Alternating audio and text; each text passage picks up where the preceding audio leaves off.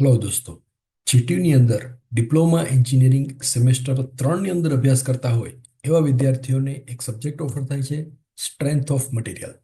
આ સબ્જેક્ટની exam winter 2024 એ એક્ઝામની અંદર તૈયારીઓ કેવી રીતે કરવી જોઈએ, સહેલાઈથી પાસ કેવી રીતે થવું, સારામાં સારો ગ્રેડ કેવી રીતે લાવવો અને એના માટેનું મટીરિયલ ક્યાંથી મેળવવું એના વિશે આજના વિડીયોમાં આપણે ચર્ચા કરવાના છીએ.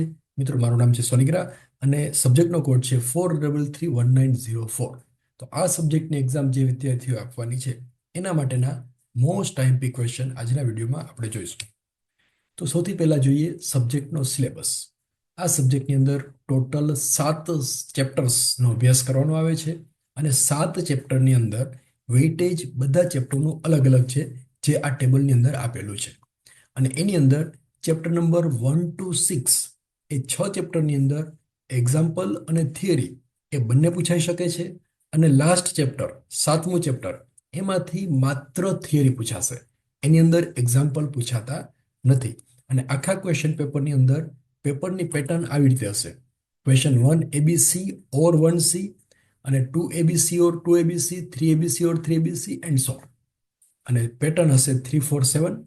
14 માર્કના 5 ક્વેશ્ચન હશે અને 14 માર્ક જે છે એની અંદર આવી રીતે ડિસ્ટ્રીબ્યુશન હશે: 3+4+7. પહેલો ક્વેશ્ચન છે એની અંદર 4 ક્વેશ્ચન હશે, બીજા 2 થી 5ની અંદર 6 ક્વેશ્ચન હશે ઓપ્શન સાથે. એટલે ઓપ્શન સાથે ગણો તો ટોટલ આખા પેપરની અંદર 28 પ્રશ્નો અથવા ન્યુમેરિકલ હશે અને એની અંદર 50% કરતાં વધારે દાખલાઓ હશે. એટલે આ સબ્જેક્ટની અંદર એક્ઝામ્પલ પ્રિપેર કરવા અતિ આવશ્યક છે અને એ એકદમ સરળ છે. કેવી રીતે કરવા એ આપણે આગળ જોઈશું. અત્યારે હવે આ ચેપ્ટર વાઇઝ એના ક્વેશ્ચન્સ છે એ આપણે જોવા જઈ રહ્યા છીએ. તો પહેલું ચેપ્ટર જે છે ડાયરેક્ટ સ્ટ્રેસ અને સ્ટ્રેઇન, જેની અંદર 6 ટોપિકનો અભ્યાસ કરવાનો આવે છે અને આ 6 ટોપિકની અંદરથી 14 માર્કના પ્રશ્નો પૂછાઈ શકે છે. એટલે 5 થી 6 ક્વેશ્ચન એની અંદર હોઈ શકે છે અથવા ન્યુમેરિકલ હોઈ શકે છે. હવે કયા પ્રકારના પ્રશ્નો એમાંથી પૂછાઈ શકે છે એ આપણે જોઈએ. પહેલો question: explain types of loads and its effects. ભારના પ્રકાર લખો અને તેની અસરો જણાવો. ડિફાઇન એટલે કે વ્યાખ્યા આપો.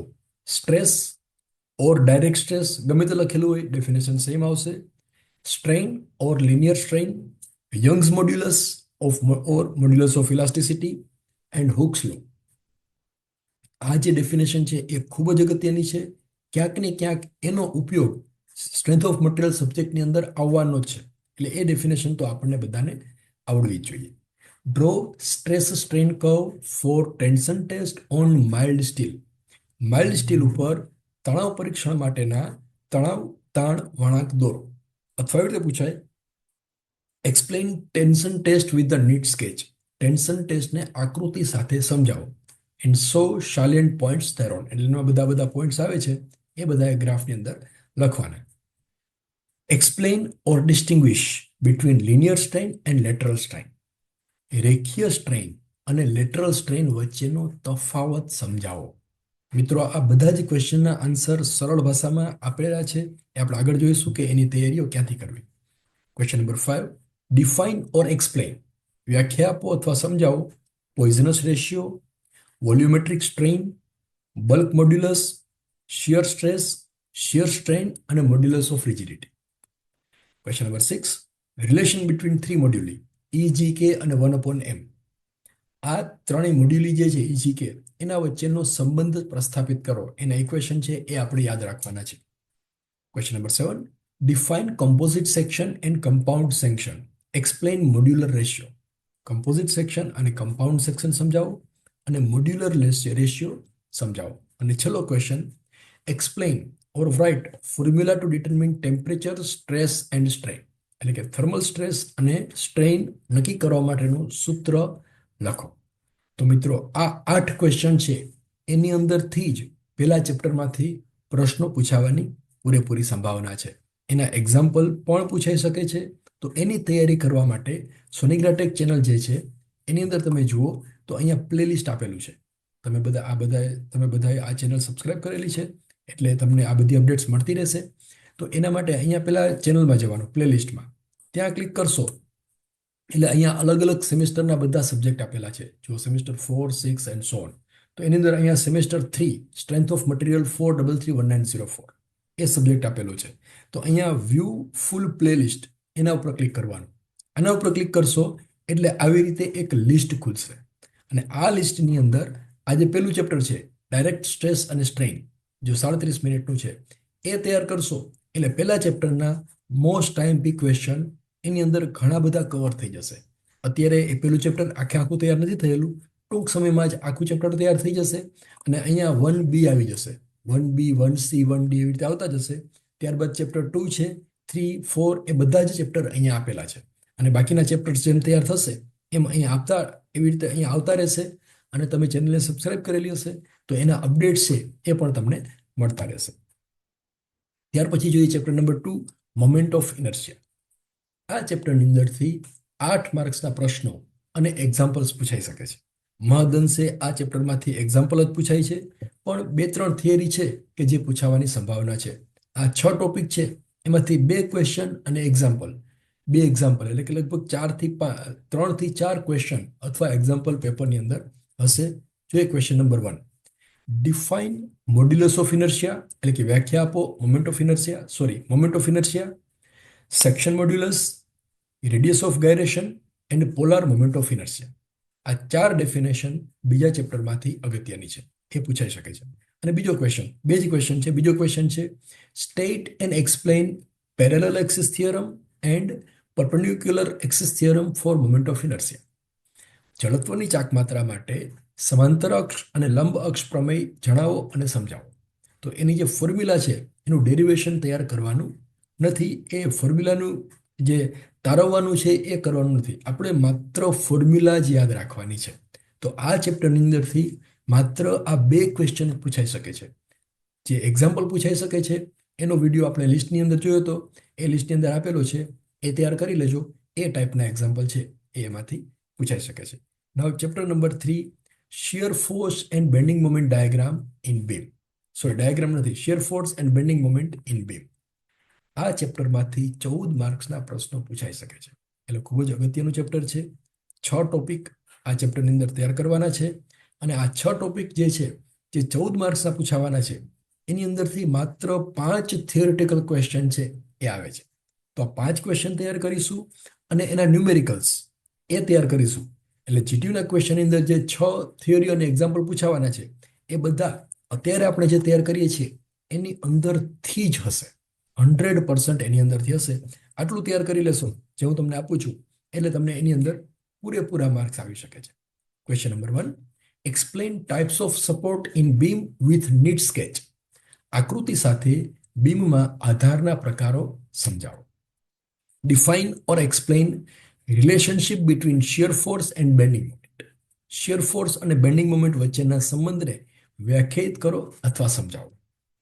What point should be kept in mind while drawing SFD and BMD? એટલે કે શિયર ફોર્સ ડાયાગ્રામ અને બેન્ડિંગ મોમેન્ટ ડાયાગ્રામ દોરતી વખતે કયા મુદ્દાઓને ધ્યાનમાં રાખવા જોઈએ. ક્વેશ્ચન નંબર 4, માત્ર 5 જ ક્વેશ્ચન આમાંથી તૈયાર કરવાના છે. ચોથો ક્વેશ્ચન છે explain sagging moment, hogging moment and point of contraflexure. Sagging moment, hogging moment અને કોન્ટ્રાફ્લેક્શનનો બિંદુ સમજાવો. અહીંયા મુદ્દો ન આવે, બિંદુ આવે, કારણ કે પોઈન્ટ ઓફ કોન્ટ્રાફ્લેક્શન છે. અને છેલ્લો question state importance of point of contraflexure. Contraflexure બિંદુનું મહત્વ સમજાવો.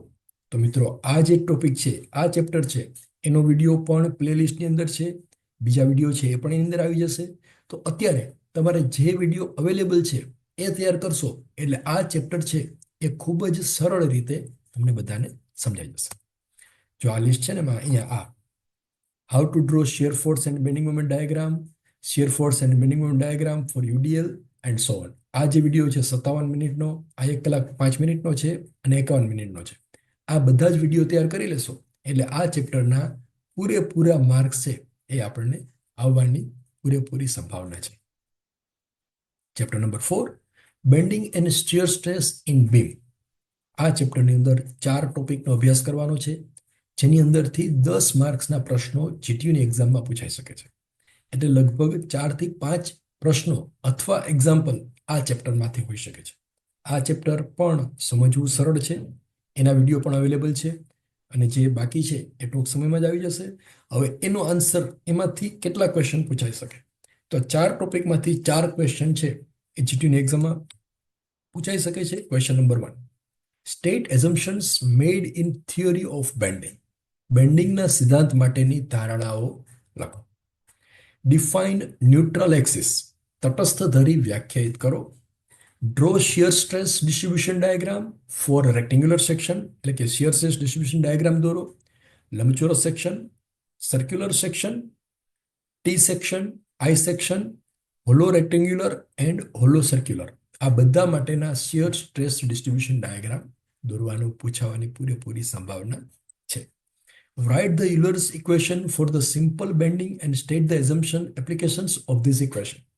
સિમ્પલ બેન્ડિંગ માટે યુલરનું સમીકરણ લખો અને આ સમીકરણનો ઉપયોગ જણાવો. તો મિત્રો આ 4 ક્વેશ્ચન તૈયાર કરશો એટલે ચોથું ચેપ્ટર જે છે એની થિયરી તૈયાર થઈ જશે અને એના એક્ઝામ્પલનો વિડીયો પણ પ્લેલિસ્ટની અંદર આપેલો છે. તો એ તૈયાર કરશો એટલે આ 10માંથી 10 માર્ક છે એ આપણને આવી જશે. Chapter number 5, slope and deflection. આ ચેપ્ટરમાંથી 8 માર્ક્સના પ્રશ્નો પૂછાઈ શકે છે. 4 માર્કની થિયરી, એટલે 4 ક્વેશ્ચન થિયરીના અને બાકીના એક્ઝામ્પલ. અને એની અંદર 4 ટોપિકનો અભ્યાસ કરવાનો આવે છે અને આ 4 ટોપિકની અંદર ડેરિવેશન ક્યાંય કરવાનું નથી, એટલે તારવવાના ક્યાંય એક પણ ઇક્વેશન નથી, માત્ર ઇક્વેશન યાદ રાખવાના છે. યાદ કેવી રીતે રાખવા એની ટેકનિકનો વિડીયો પણ આપણે તૈયાર કરેલો છે જે પ્લેલિસ્ટની અંદર આપેલો છે. અને આ ચેપ્ટર તો સૌથી ઇઝી છે. આખા સિલેબસની અંદર સૌથી ઇઝી ચેપ્ટર હોય ને તો આ છે, સ્લોપ એન્ડ ડિફ્લેક્શન. એટલે એ તો આપણે તૈયાર કરવાનું જ છે. 8 માર્ક્સ છે આપણે સિક્યોર કરીશું. ક્વેશ્ચન નંબર 1, 4 ક્વેશ્ચન છે. પહેલો question, explain or define slope and deflection in a beam. બીમમાં ઢાળ અને ડિફ્લેક્શન સમજાવો અથવા એની વ્યાખ્યા આપો. Write slope and deflection equation for cantilever beam with uniformly distributed load on entire span. સમગ્ર ગાળા ઉપર યુડીએલ લાગતો હોય ત્યારે કેન્ટિલીવર બીમ માટે ઢાળ અને વિચરણના સમીકરણ લખો. તો જો આ તો આપણે એક્ઝામ્પલ તૈયાર કરેલા હોય ને તોય આવડી જશે. એટલે ખરેખર બીજો ક્વેશ્ચન જે છે એ એક્ઝામ્પલ તૈયાર કરો એટલે એની અંદર આવી જશે.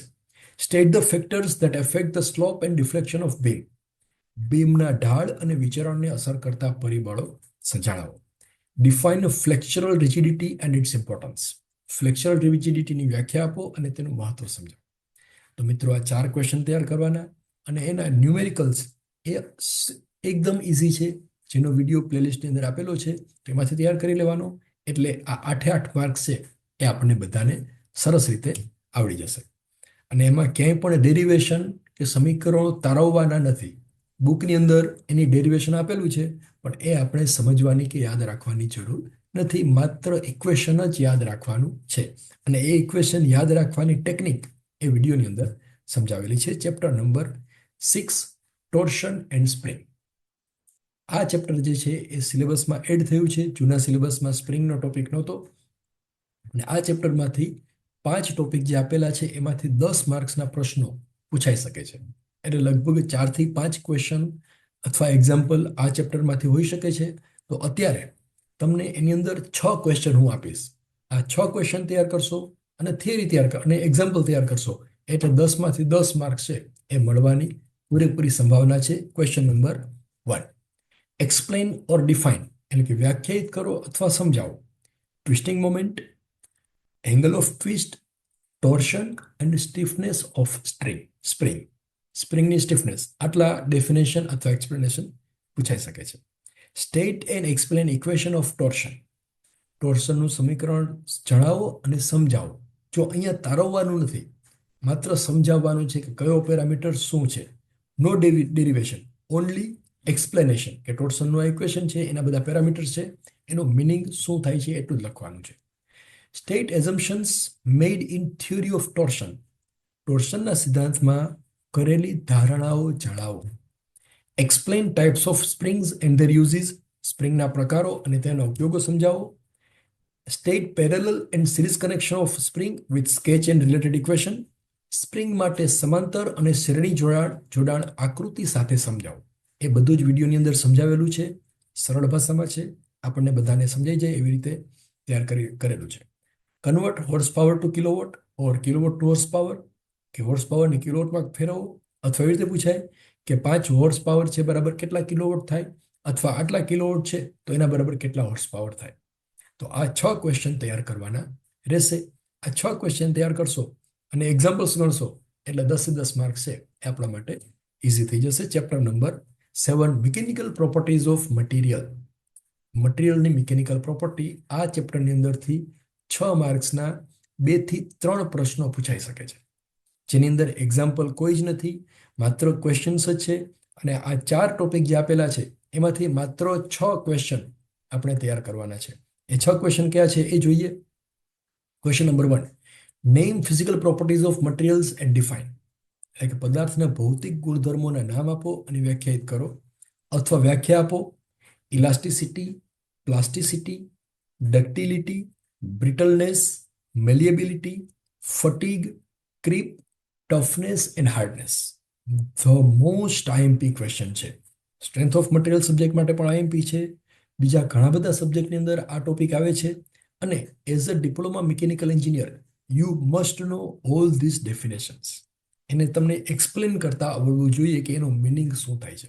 એટલે આ ટોપિક તો તૈયાર કરવાનો જ છે. Differentiate between ductility and brittleness. Ductility અને બ્રિટલનેસ વચ્ચેનો તફાવત આપો. અથવા એવી રીતે પૂછાય, any combination from above list. આ જે 9નું લિસ્ટ આપેલું છે એમાંથી કોઈ પણ 2 વિશે પૂછાઈ શકે છે. દાખલા તરીકે એવી રીતે પૂછાય, ટફનેસ અને હાર્ડનેસ, આ બંને વચ્ચેનો તફાવત સમજાવો. તો એની અંદર પહેલા બંનેની ડેફિનેશન લખી દેવાની અને પછી એક્ઝામ્પલ લખવાનું અથવા એનો યુનિટ લખવાનું. દાખલા તરીકે એવી રીતે પૂછાય, ઇલાસ્ટિસિટી અને પ્લાસ્ટિસિટી, આ 2 વચ્ચેનો ડેફિનેશન સમજાવો.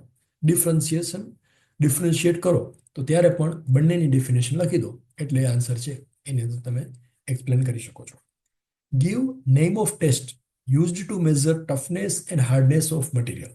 મટીરિયલની ટફનેસ અને હાર્ડનેસ માપવા માટે વપરાતા પરીક્ષણોના નામ આપો.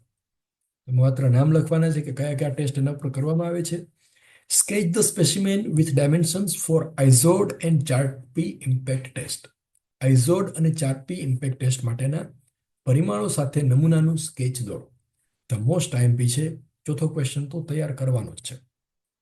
અથવા 5મું, explain BHN, Brinell hardness number અથવા તો બ્રિનલ હાર્ડનેસ ટેસ્ટ સમજાવો. અથવા એમ પૂછાય કે what is BHN, Brinell hardness number શું છે એ એક્સપ્લેન કરો. અને છેલ્લો question, explain the factors affecting selection of material.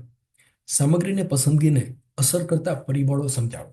આ છઠ્ઠો ક્વેશ્ચન છે એ માત્ર એક જ વખત વાંચશો તો પણ યાદ રહી જશે. એકદમ સામાન્ય છે, એમાં કોઈ ટેકનિકલ બાબતો વધારે નથી આવતી. એકવાર વાંચશો તો પણ યાદ રહી જાય એવો એક ક્વેશ્ચન છે, એનો આન્સર છે. તો આ 6 ક્વેશ્ચન કરશો એટલે 6 માર્ક છે એ સિક્યોર થઈ જશે. તો મિત્રો, અહીંયા નીચે જે બોક્સ આપેલું છે એની અંદર સ્ટ્રેન્થ ઓફ મટીરિયલનો સબ્જેક્ટ જે છે એના મોસ્ટ આઈએમપી ટોપિક્સ છે એ સમજાવેલા છે. અહીંયા આગળ પહેલું ચેપ્ટર આપેલું છે અને એક્ઝામની પ્રિપેરેશન કેવી રીતે કરવી એનો વિડીયો અહીંયા આપેલો છે. તો તમે એની અંદરથી તૈયારીઓ કરી શકો છો. તમે આ ચેનલને સબસ્ક્રાઇબ કરેલી છે એના લીધે તમને બધી અપડેટ્સ મળતી રહેશે. તો ફરી પાછા મળીશું કોઈ નવા વિડીયો સાથે.